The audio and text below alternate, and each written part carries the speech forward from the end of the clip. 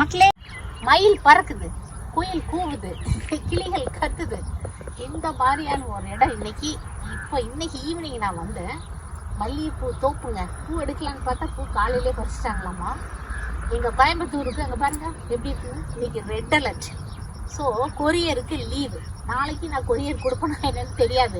எங்கள் வீட்டுக்கு முன்னாடி பார்த்தீங்கன்னா சின்ன ரயில்வே அண்டர் பிரிட்ஜ் இருக்குது. அது பிளாக் ஆயிடுச்சு.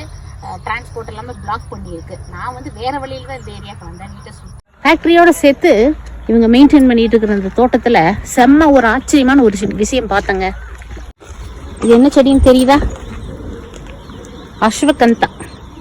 நம்மளுக்கு எங்க போனாலும் நோட்டம் இதுல தான் இருக்கும்.